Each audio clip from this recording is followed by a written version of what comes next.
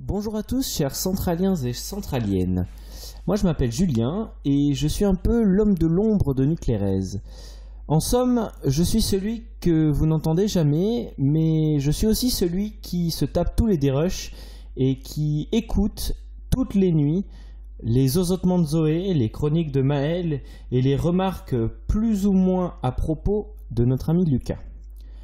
Enfin bref, aujourd'hui je suis là pour vous parler d'un grand homme qui est décédé. Je parle évidemment de Jean Rochefort, et ma chronique pourrait commencer comme le roman d'Albert Camus. Aujourd'hui, Jean Rochefort est mort, ou peut-être hier, je ne sais pas. Si comme moi vous aimez le cinéma français, vous avez dû vous émouvoir de cette nouvelle et repenser peut-être à quelques-unes des apparitions de notre Jeannot national. Comme je ne me sens pas d'attaque pour faire un éloge funèbre à un aussi grand monsieur que Jean Rochefort, je vais me contenter d'un modeste hommage.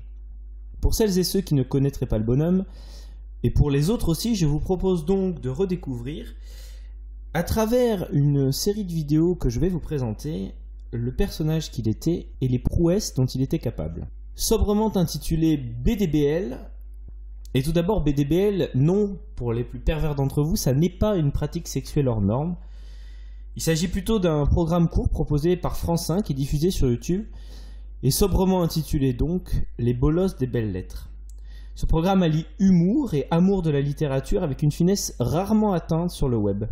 Le script est à se tordre de rire puisqu'il utilise le langage ultra confidentiel des jeunes adolescents.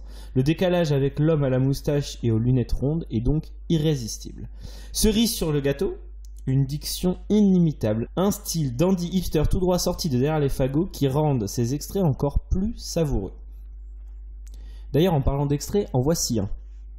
Grosse bolle dans le terre-terre, parce que il y a les Montaigu et les Capulet, les demi-fa de Vérone, qui se tapent les pecs, comme des Lopez sur YouTube.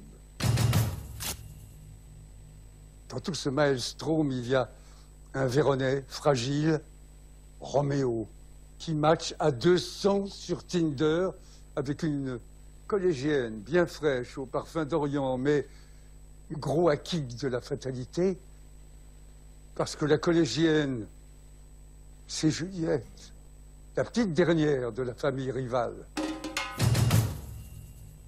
Roméo, il se met bien quand même. Il a stalk sur Facebook, il a POC au balcon. Alors, dans une auréole de lumière féconde, elle lui montre son pur minois et il en profite pour lui balancer une impro de Poetic Lover. Darling, faisons l'amour ce soir. Et Juliette, elle fait un salto arrière platonique.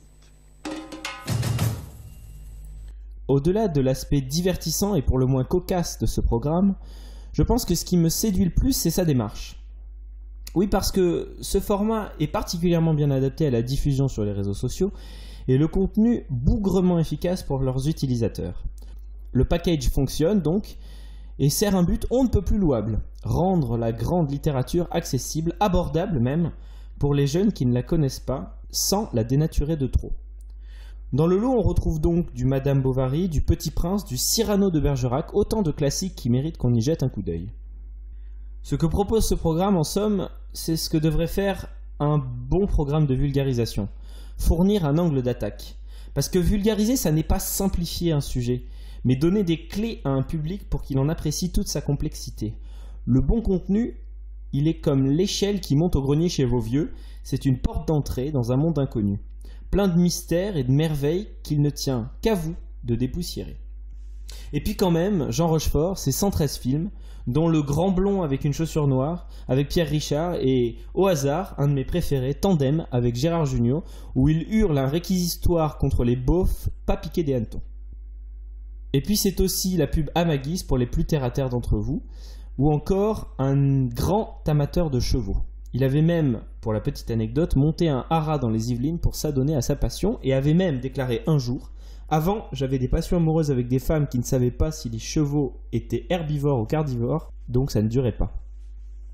Alors merci beaucoup, monsieur Rochefort, pour ces années de culture et de divertissement, et reposez en paix.